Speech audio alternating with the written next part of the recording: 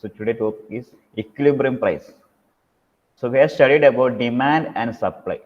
Is it? And then demand and supply. So what is an equilibrium price? So we had drawn a figure. So we had drawn a curve, demand curve and supply curve. We have studied about demand curve and supply curve for the last class. Demand curve was like the shape like this.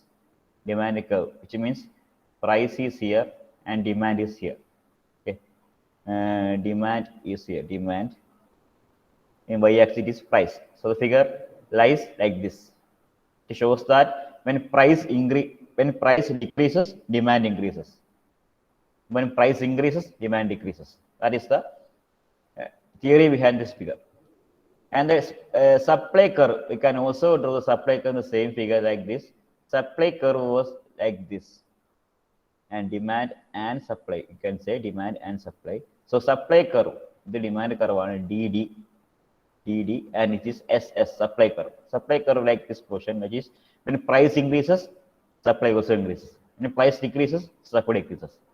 So we can see a intersecting point here for the demand curve and supply curve. We can see a point which intersects the two lines, two curves of demand and supply. At that point, demand equal to supply. That point refers that at a given price, for a given price, demand equal to supply. For a given price, demand equal to supply. That particular point is known as equilibrium point. Equilibrium point. And this price at that particular point is known as equilibrium price. Equilibrium price.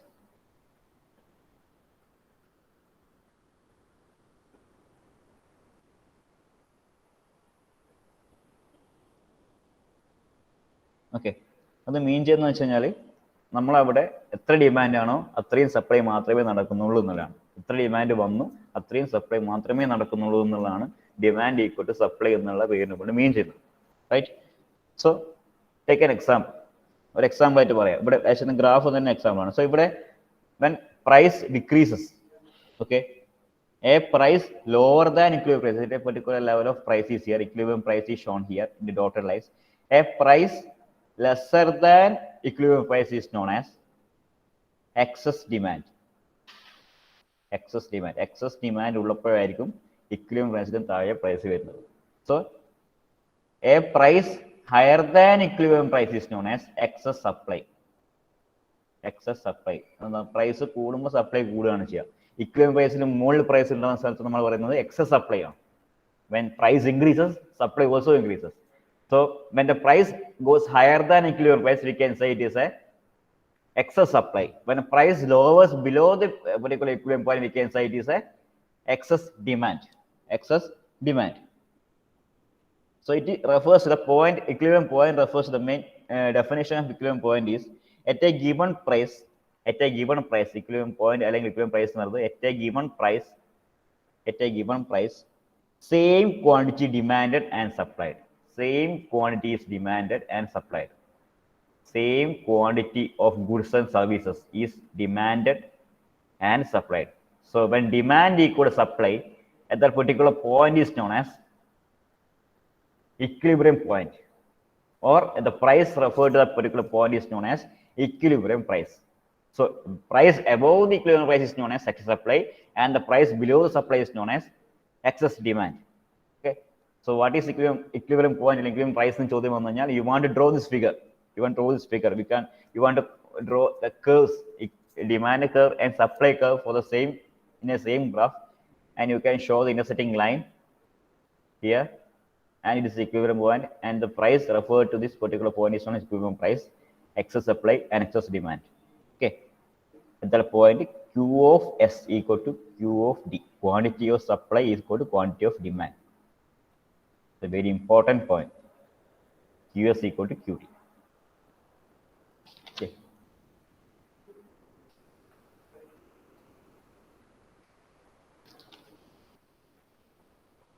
The next topic is consumer surplus and producer surplus. Consumer surplus and producer surplus. SURPLUS. ഒന്നും മീൻ ചെയ്യുന്നില്ല. അതായത് satisfaction ആണ്, consumer satisfaction and producer satisfaction or surplus. So consumer surplus can be defined as, so we can say it is an example. We can say it by an example. So whenever we go to a market, for purchasing some commodities, for example, we can take an example of apple itself. So when we go to market for purchasing some apples, okay, so നമ്മൾ പോകുന്നതിന് മുമ്പ് നമ്മുടെ മനസ്സിൽ അതിൻ്റെ ഒരു price ഉണ്ടാവും. Okay, you normally carry a value of impression of price of these goods. You really carry an impression of price in your mind when you go to the market. Like we can say, I'm going to the market for buying apple. So in my mind, I have the apple will be rupees 100 or 150 kilo per kilo. ആയിരിക്കും എന്ന് എൻ്റെ മനസ്സിലുണ്ടാവണം അല്ലേ. But when we get it the apple by 100 or 90 rupees, we are going to market in a thought that apple have per kilogram 150 rupees, but we get that apple in a lesser price than we have thought that is 90 or 100 rupees. So we will get a satisfaction there. Okay, we will get a satisfaction there. So that particular satisfaction is known as consumer satisfaction or consumer surplus. Okay, so like any commodity, when we go to market purchasing some commodities, you normally carry a value of impression of prices of these goods. So quite often, either you have to pay more or you have to pay expected. നമുക്ക് അത് നമ്മൾ വിചാരിച്ച പ്രൈസിൽ കൂടുതലേക്ക് ചിലപ്പോൾ കൊടുക്കേണ്ടി വരിക, അല്ലെങ്കിൽ ചിലപ്പോൾ കുറവായിരിക്കും കൊടുക്കേണ്ടി വരിക. നമുക്കറിയില്ല, നമ്മുടെ മനസ്സിലൊരു വിലയും കൊണ്ടാണ് പോണത്. So when you pay less than we have expected, you find a special kind of satisfaction. This is known as consumer surplus. And so you can define the consumer surplus in a way that it is a difference between the price consumer are willing to pay and what they actually pay. Okay. Difference between is defined as a difference between the price consumer is willing to pay. Willing to pay, അതായത് നമ്മൾ മനസ്സിൽ കൊണ്ടുവരുന്ന പൈസ 150 ആയിരിക്കും എന്നുള്ളത്, willing to pay, and what they actually pay.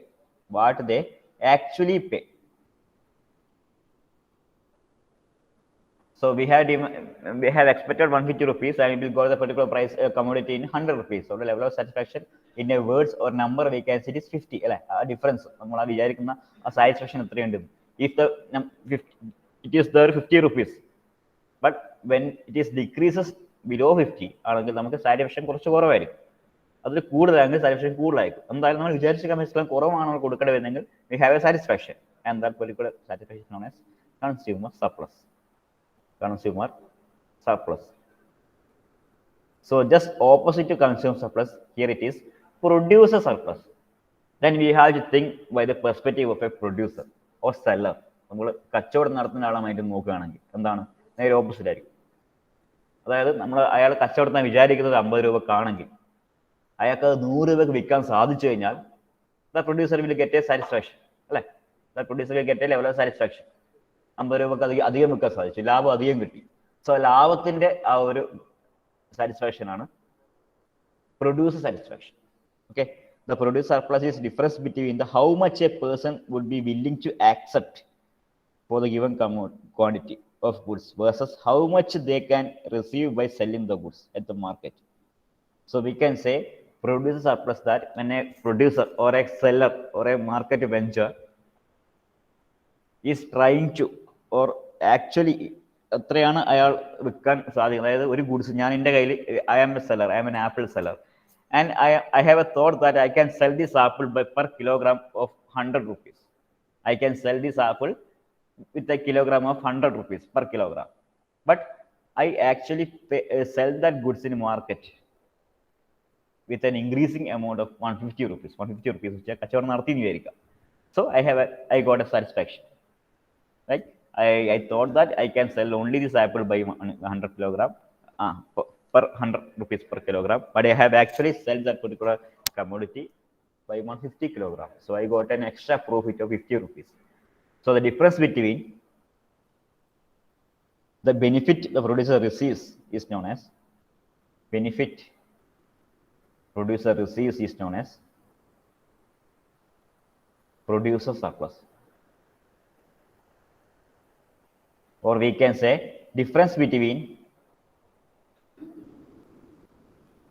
how much a person would be willing to accept,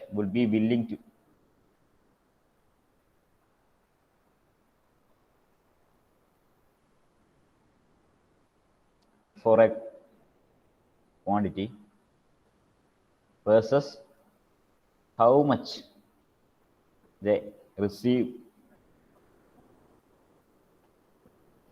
by selling. വിറ്റിട്ട് എത്ര നമുക്ക് കിട്ടും എന്നുള്ള പ്രതീക്ഷിക്കുന്ന ഒരു എമൗണ്ടും വിറ്റ് കിട്ടുന്ന പൈസ നമ്മൾ ഡിഫറൻസ് ആണ് full surplus. So it is nothing but the level of satisfaction between consumer and producer. Okay, consumer surplus is satisfaction by consumer and producer surplus is the satisfaction of in the perspective of producer. That is the difference between the two. Okay.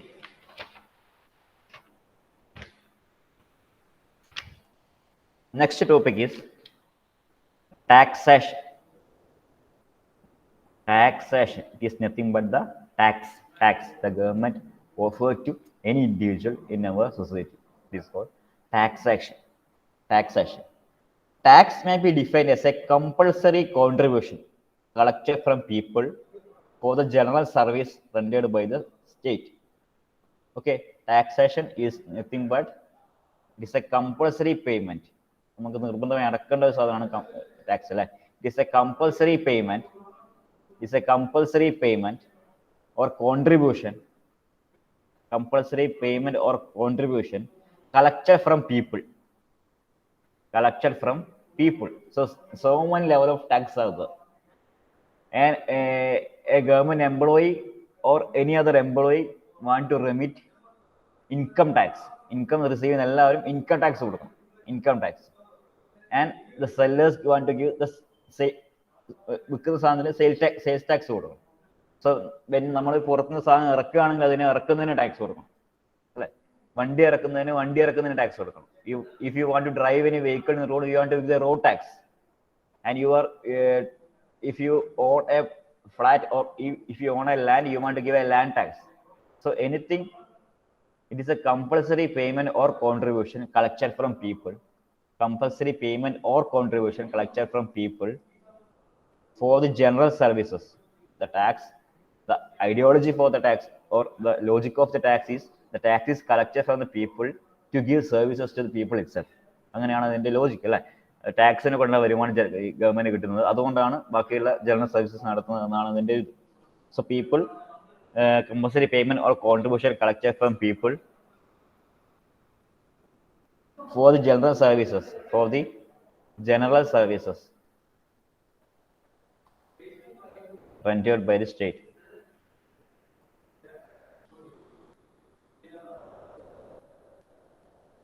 So tax system in India can be stated that it is mainly of a three-tier. It is mainly a three-tier system which is based between central, state and local government. Three-tier system ആയിട്ടാണ് tax വിധിക്കുന്നത്.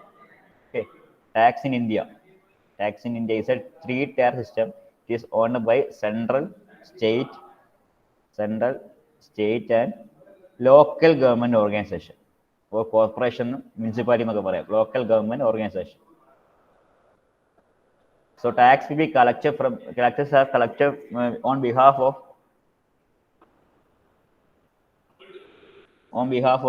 the three tiers. Three tiers means three-tier system. Yes, first one by central government, and second one is by state government, and third one is by local government organization. So tax are collected by the three. So in the people living in a village area want to remit the tax, any land tax or service tax or any job tax are given to local government organization, municipality or corporation, etc. So in a level of ഒരു particular ഇതിലേക്ക് എത്തിക്കഴിഞ്ഞാൽ higher, when we go to a higher level of industry or anything, you want to remit the tax in a state level or any other levels can be remitted to central level. So tax are collected by the three tax system in India: central, state and local government.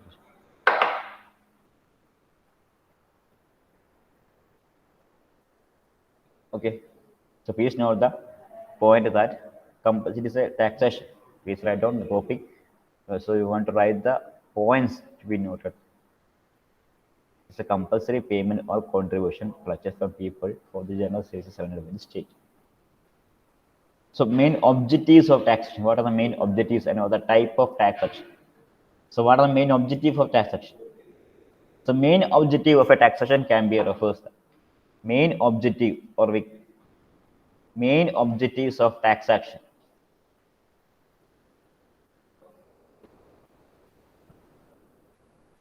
Main objectives of action can be said that the main purpose of taxation is to accumulate funds for the functioning of the government. For functioning of the government services, they need fund. The funds are collected from the taxes remitted by the so and so. The main purpose of the taxation is to accumulate fund for the functioning. Fund for functioning government. Or next point, or the main other point related to fund for raising functioning government എന്ന് പറഞ്ഞാൽ അതിനൂടെ എന്ത് വരും? Government work ചെയ്യാനുള്ള എല്ലാ പൈസയും അതിൽ വരും. So the general services which is provided by government is also undertaken by the government. So the government hospitals, government undertaking buildings, everything, the services that give the people the fund which is needed for the equipments or any other movement for processing of the any government organization is by collecting taxes. Okay, the main purpose is that function of a government services. So no government can run its administrative office without fund. In other words, a government can run its administrative setup only through public functioning, which is collected in the form of tax. So a government can only run its administrative setup through a public funding. It is known as tax. Okay, the other purposes or other objectives of taxation are to get income. To get income. So അതിലൂടെ ഒരുപാട് work ചെയ്യുന്ന കാര്യങ്ങളൊക്കെ ഒരുപാട് ആൾക്കാർ government ലെവലിൽ ജോലി ചെയ്യുന്ന ആൾക്കാരൊക്കെ ശമ്പളം കൊടുക്കുന്നതൊക്കെ ടാക്സ് വരുമാനത്തിനാണ് അല്ലെ.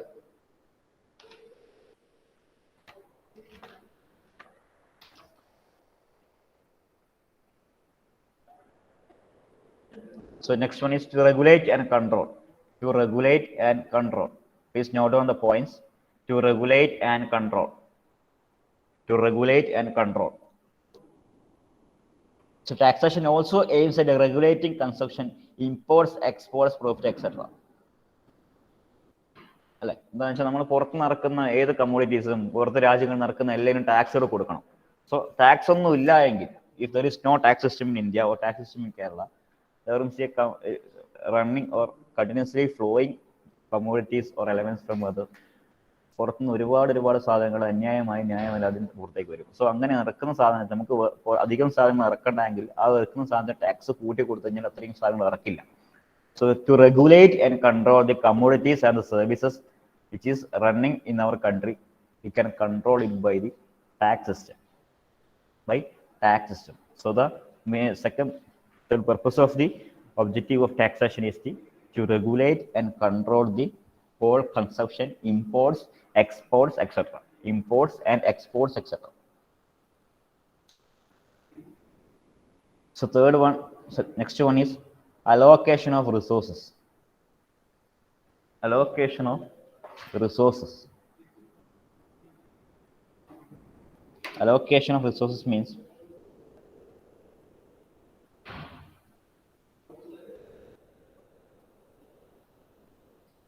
so allocation of resources means there is a luxury ആയിട്ടുള്ള കാര്യങ്ങളുണ്ട്, ഇവിടെ ലക്ഷറി അല്ലാത്ത ചില കാര്യങ്ങളുണ്ട്. There is a luxury items, a luxury commodities are there and luxury resources അല്ലാത്ത കാര്യങ്ങളൊക്കെ ഉണ്ട്. സോ ഇതിനൊക്കെ കൃത്യമായ രീതിയിൽ വിനിയോഗിക്കണമെങ്കിൽ, സോ അലോക്കേഷൻ റിസോഴ്സസ് മീൻസ് അതിനൊക്കെ കൃത്യമായ ടാക്സും കാര്യങ്ങളും രേഖപ്പെടുത്തിയിരിക്കും. അല്ലെങ്കിൽ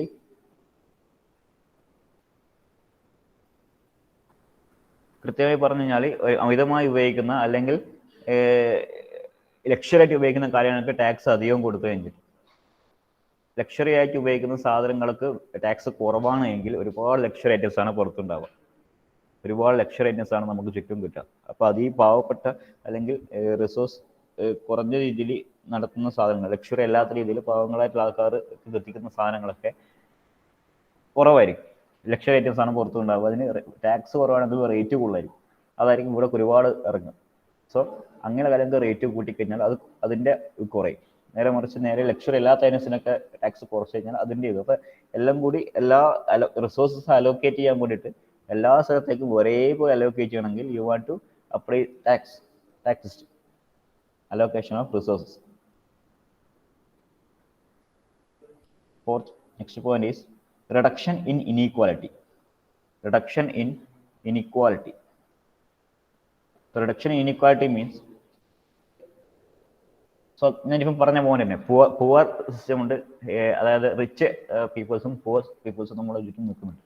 സോ അങ്ങനെയുള്ളവർക്ക് ഈ ഇനിക്വാലിറ്റിൻ്റെ പ്രശ്നങ്ങൾ ഉണ്ടാവാൻ സാധ്യത എന്ന് വെച്ചാൽ ഈ പറഞ്ഞ ഈ ലക്ഷറി ഐറ്റംസിൻ്റെ ടാക്സ് കൂടുതലും നേരെ മറിച്ച് മറ്റേതിനുള്ള ടാക്സ് കുറവും അതിനത്തെ സമയത്താണ് നമുക്ക് ഒരു ഇക്വാലിറ്റിയിലേക്ക് കൊണ്ടുവരാൻ പറ്റുന്നത്. അതല്ല എങ്കിൽ, ടാക്സ് സിസ്റ്റം ഇല്ല എങ്കിൽ ഈ പറഞ്ഞ റിച്ചായ ആൾക്കാർക്കുള്ള പതിവ് കിട്ടുന്ന കാര്യങ്ങളും അവരുടെ ജീവിത സിസ്റ്റം വലുതും പുവർ സിസ്റ്റത്തിലുള്ള ഇത് കുറവായിരിക്കും.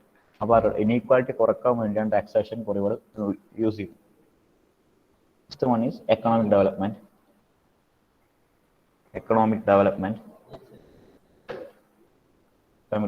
And last is control over prices. So tax കൂട്ടിയും കുറച്ച് നിന്ന് കഴിഞ്ഞാൽ നമുക്ക് ഈ പ്രൈസ് കൺട്രോൾ ചെയ്യുന്ന കാര്യങ്ങളൊക്കെ വ്യത്യാസം വരും. നമ്മൾ ഈ പറഞ്ഞല്ലോ, ഈ പെട്രോളിന്റെ പൈസ, the increase in price of petrol and diesel, it is mainly depend upon the taxes, അല്ലെ, ടാക്സസിലാണ്. സോ കൂട്ടിയും കുറക്കാൻ വേണ്ടി കൺട്രോൾ ചെയ്യാൻ നമുക്ക് ആ ടാക്സ് കുറച്ച് കഴിഞ്ഞാൽ ആ വില കുറയും, ടാക്സ് കൂട്ടി കഴിഞ്ഞാൽ റേറ്റ് കൂടും. So if you want to control over prices, you can objective the tax purpose, the tax system can be used. So these are the objectives of taxation. So what are the main, these are the objectives, but what are the main features of taxation? Features of taxation. So features of taxation, first one is compulsory payment. It's a compulsory payment. നമുക്ക് വേണ്ട കൊടുക്കണ്ടെന്ന് വെച്ച് നിൽക്കാനൊന്നും പറ്റില്ല. It's A compulsory payment. Second one is public welfare, which means the fund raising by the tax collector can be usefully used to conduct welfare activities or any needs to the common people living in our country or state. Public welfare ആണ് ഉപയോഗിക്കുന്നത്. No direct service. So tax, return tax എന്ന സാധനം ഉണ്ടല്ലോ, tax നമുക്ക് tax അടക്കുന്നവർക്ക് ടാക്സിനെ കൊണ്ട് ഞാനിപ്പോൾ ഇത്ര tax അടച്ചു, അതായത് ഞാനിപ്പോൾ ഇത്ര ടാക്സ് അടിച്ചു, അപ്പോൾ അത്രയും ഗുണം എനിക്ക് കിട്ടണമെന്നില്ല. അപ്പോൾ ടാക്സ് അടക്കുന്നവർക്കുള്ള ഗുണങ്ങളല്ല അവർക്ക് കിട്ടുന്നത്. ഇപ്പം ഞാൻ അടക്കുന്ന ചെറിയ ടാക്സ് ആയിരിക്കും, എൻ്റെ അപ്പുറത്തേക്ക് നാൽക്കും വലിയ ടാക്സ് അടക്കുന്നുണ്ടാവുക. രണ്ടാൾക്കും അടച്ച ടാക്സിൻ്റെ വലിപ്പത്തിലുള്ളതോ ക്വാളിറ്റിയുള്ള വരുമാനമല്ല തിരിച്ചു കിട്ടുന്നു, അല്ലേ. കൊടുത്താൾക്ക് നേരിട്ട് തിരിച്ച് സർവീസ് കിട്ടുന്നില്ല, ടോട്ടലായിട്ട് കിട്ടുന്ന സർവീസ് മാത്രമേ ഉള്ളൂ. So it's A legal procedure.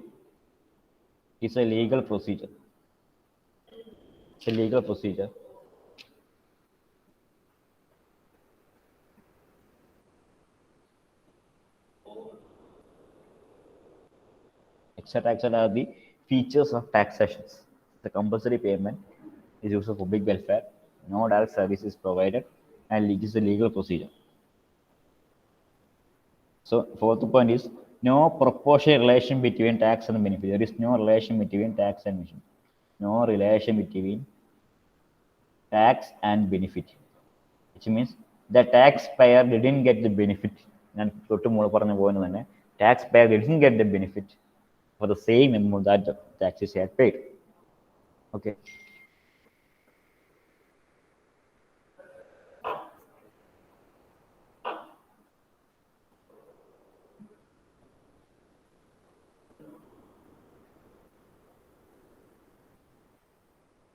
So these are the main features of taxations.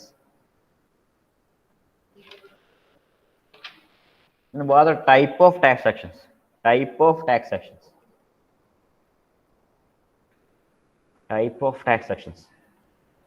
So first of all, we can say the main two types of tax are direct tax and indirect tax. So what are direct tax and indirect tax? So direct tax can be explained that the tax we are emitting directly to the government.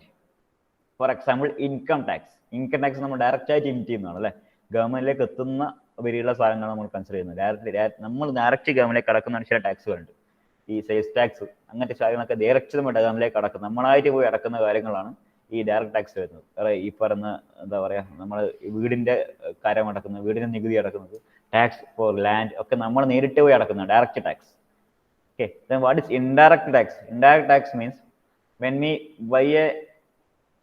buy a car, ഒരു car നമ്മൾ വാങ്ങുകയാണെങ്കിൽ, അല്ലെങ്കിൽ any commodity that help purchase in the market, so we are giving tax to that particular shopkeeper ആണ് അല്ലെ. ആ ഷോപ്കീപ്പർ കൊടുക്കുന്ന, ഷോപ്കീപ്പർ ആ പൈസ നമ്മൾ ഷോപ്കീപ്പർ ആയിട്ടാണ് ബന്ധപ്പെട്ടിട്ടുള്ളത്. നമ്മൾ ആ ഷോപ്കീപ്പറാണ് പൈസ കൊടുക്കുന്നത്, നമ്മൾ കൊടുക്കുന്നത്. ടാക്സ് എന്താണെന്ന് വെച്ചാൽ നമ്മൾ കൊടുക്കുന്ന അവർക്കാണ്. സോ ഈ ഷോപ്കീപ്പർ ആയിടത്തുനിന്നാണ്, അതിന് മുകളിൽ ഒരാളത്തുനിന്നായിരിക്കും ചിലപ്പോൾ ഈ സാധനങ്ങൾ പർച്ചേസ് ചെയ്തിട്ടുണ്ടാവുക, അവിടെ നിന്ന് കൊടുക്കുന്നത്. സോ ഇതിന് മെയിനായിട്ട് ലാസ്റ്റ് എത്തുന്ന സാധനം ഗവൺമെന്റ്. സോ ഗവൺമെന്റ് ഒരു കാര്യം സപ്ലൈ ചെയ്യുന്നു, അപ്പോൾ ഗവൺമെന്റ് ആ വാങ്ങുന്ന, അതായത് കച്ചവടക്കാർക്ക് ഒരു ഇത് കൊടുക്കുന്നു, ടാക്സിന്റെ ബേർഡൻ കൊടുക്കുന്നു. സോ എൻ്റെ കച്ചവടക്കാർ നമ്മുടെ മേലേക്ക് ആ ബേർഡൻ അടിച്ചേൽപ്പിക്കുന്നു. അപ്പോൾ നമ്മൾ കൊടുക്കുന്ന പൈസ ആദ്യം നമ്മൾ കൊടുക്കുന്ന ഗവൺമെന്റിലേക്കല്ല, നമ്മൾ കൊടുക്കുന്ന ഷോപ്കീപ്പറിലേക്കാണ്. എന്നിട്ടാണ് പിന്നെ അത് സ്റ്റെപ്പായിട്ടാണ് ഗവൺമെന്റിലേക്ക് എത്തുന്നത്. സോ അതേപോലെ നമ്മൾ നേരിട്ട് കൊടുക്കുന്ന ടാക്സും നേരിട്ടല്ലാതെ ഗവൺമെന്റിലേക്ക് എത്തുന്ന ടാക്സുമാണ് direct tax and indirect tax. Next one is proportional tax. Proportional tax and progressive tax. Proportional tax and progressive tax. Proportional tax പഠിച്ചാൽ മതി. പ്രോഗ്രസീവ് ആൻഡ് റിഗ്രസീവ് എന്ന് രണ്ട് ടൈപ്പ് വേറെയുണ്ട്. Proportional tax means for every person, 10 രൂപ income വാങ്ങുന്നവനും 1000 രൂപ income വാങ്ങുന്നവനും 1 ലക്ഷം income വാങ്ങുന്നവനും 1 കോടി income വാങ്ങുന്നവനും ഒരേ level of tax കൊടുക്കുന്നതിന് പ്രപ്പോർഷണൽ ടാക്സ് എന്ന് പറയാം. If you can say it is A 10%, 10% tax എല്ലാവർക്കും ഒരേപോലെ കൊടുക്കുന്നതാണെങ്കിലാണ് പ്രപ്പോർഷണൽ ടാക്സ്. സോ കറക്റ്റ് പൈസ അടക്കേണ്ടതല്ല. അതായത് ഇപ്പം 1000 രൂപ വരുമാനമുള്ളവരാണെങ്കിൽ അയാൾക്ക് അടക്കേണ്ടി വരിക 1000ന്റെ 10%, 100 രൂപയായിരിക്കും. 2000 രൂപ വരുമാനമുള്ള ആളാണെങ്കിൽ അതിന്റെ 10% 200 രൂപയായിരിക്കും. സോ ഓക്കെ, 10,000 രൂപ വരുമാനമുള്ളതാണെങ്കിൽ അതിന്റെ 10% 1000 രൂപയായിരിക്കും. So likewise for every person, if the income, it is not based upon the income that particular consumer by, അയാൾ വാങ്ങുന്ന, അയാൾ ഹൗസ് ഹോൾഡ് റിസീവ് ചെയ്യുന്ന ഇൻകമേ ബേസ് ചെയ്തിട്ടല്ല. Every person in a country or a system is based upon a single or proportional level of tax, a particular amount of fixed tax. 10% ആണ്, 10% എല്ലാവർക്കും ഒരേപോലെയാണ് proportional tax എന്ന് പറഞ്ഞാൽ. Then progressive tax and regressive tax. Progressive tax and regressive tax. So progressive tax and regressive tax means, progressive tax, when the rate of tax increases, income കൂടുന്നവന് കൂടുതൽ ടാക്സും income കുറവുള്ളവന് കുറവുള്ള ടാക്സും കൂടുന്നതിനാണ് പ്രോഗ്രസീവ് ടാക്സ് എന്ന് പറയുന്നത്. Income കൂടുന്നതിന് കണക്കായിട്ട് tax കൂടും. ഇൻകം കൂടുന്നതിന് കണക്കായിട്ട് ടാക്സ് കൂടുന്നതിനാണ്, ഓക്കെ, അതിന് കണക്കായിട്ട് ടാക്സ് കൂടുന്നതിനാണ് പ്രോഗ്രസീവ് ടാക്സ് എന്ന് പറയാം. നേരെ ഓപ്പോസിറ്റ് ഉള്ളതിനാണ് റിഗ്രസീവ് ടാക്സ് എന്ന് പറയാം. ഇൻകം എക്സാക്സിലാണ് ഇൻകം ടാക്സ്. ഇൻകം കൂടുന്നതിന് കണക്കായിട്ട് ടാക്സ് കുറയും, അല്ലെങ്കിൽ അങ്ങനെ ഇൻകം കൂടുന്നതാണ്. കാര്യം ലക്ഷറി താമസിക്കുന്നവർക്ക് പൈസ കുറവും താഴെയുള്ളവർക്ക് പൈസ കൂടുതലുമാണെങ്കിൽ, അതായത് അങ്ങനെ എടുക്കുന്ന 1000 രൂപ വരുമാനമുള്ളവന് 10% ടാക്സ് ആയിരിക്കും. ഇതിന്റെ കേസ് പ്രോഗ്രസീവ് ടാക്സിന് ഈ പ്രോഗ്രസീവ് ടാക്സിന് കേസിലാണ് 1000 രൂപ വരുമാനം 10% ആയിരിക്കും, 2000 രൂപ വരുമാനം 15% ആയിരിക്കും, 30,000 രൂപ വരുമാനമുള്ളവന് ചിലപ്പം 20% ആയിരിക്കും. അങ്ങനെ റേറ്റ് നമ്മളെ ഇൻകം കൂടുന്നതിന് കണക്കായിട്ട് ഇന്ത്യൻ ടാക്സിന് റേറ്റും കൂടുന്നതിനാണ് പ്രോഗ്രസീവ് എന്ന് പറയാം.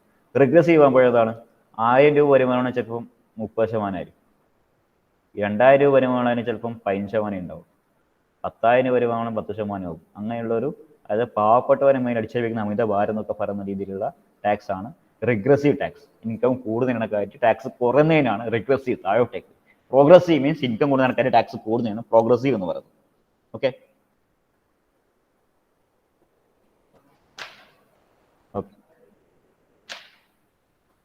then last topic in our module is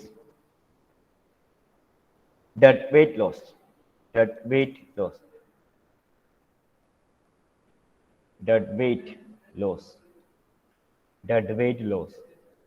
The deadweight laws is a low-store society created by market inefficiency, which occurs when supply and demand is not in equilibrium. നമ്മൾ equilibrium curve വരച്ചിട്ടുണ്ട്. അതായത് supply and demand. Supply demand equilibrium point വരച്ചിട്ടുണ്ട്. When this occurs, that weight loss occurs whenever the supply and demand is not same. The supply and demand is not same. So that weight loss can be defined as the loss of society created by market inefficiency. Created by market inefficiency. Market inefficiency. Market inefficiency, which occurs when supply and demand are not in equilibrium, is out of equilibrium. Mainly used in economies, that weight loss can be applied to any deficiency caused by an inefficiency allocation of resources. Inefficiency allocation resource-ന്റെ പ്രശ്നങ്ങൾ കൊണ്ടാണ് ഇതിന്റെ പ്രധാന പ്രശ്നം വരുന്നത്. Okay, that weight loss can be applied to any deficiency. It can apply loss എന്താ define ചെയ്യാം. It can be applied to any loss. Any loss can be applied to any deficiency. Any deficiency caused by an inefficient allocation of resources. Inefficient allocation of resources. Inefficient allocation of resources.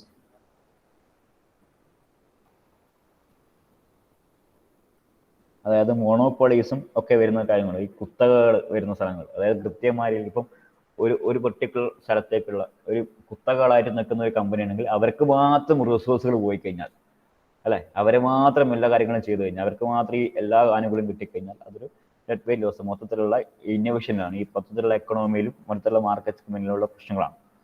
So any deficiency caused by an inefficient allocation of resources can be termed as dead weight loss. Dead weight loss. It can occur whenever a demand is not equal to supply, or a demand and supply is not in equilibrium. Demand and supply are not in equilibrium. That particular condition is known as dead weight loss. So in this session, this last session of the first module, we have studied about equilibrium price.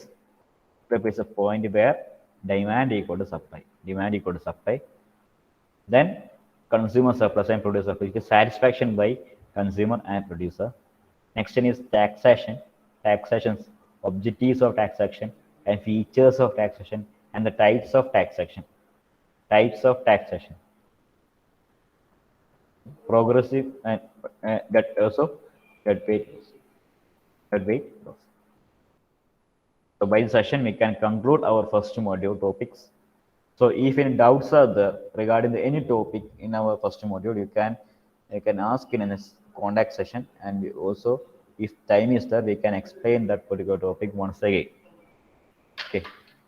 Online ക്ലാസ്സിൽ എടുത്ത ക്ലാസ്സിൽ doubt ഒന്നും ഉണ്ടെങ്കിൽ ആ video ഒന്നും കൂടി എല്ലാ video upload ചെയ്തിട്ടുണ്ട്. ഇന്നത്തെ വീഡിയോ ഇന്ന് അപ്ലോഡ് ചെയ്യും. എല്ലാ വീഡിയോ ഒന്നും കൂടി കണ്ടിട്ട് ഓൺലൈൻ ക്ലാസ്സിൽ നിന്ന് ഡൗട്ട് വന്നതാണെങ്കിൽ അത് നോട്ട് ചെയ്ത് വെച്ചിട്ട് അടുത്ത ക്ലാസ്സിൽ ചോദിക്കാം.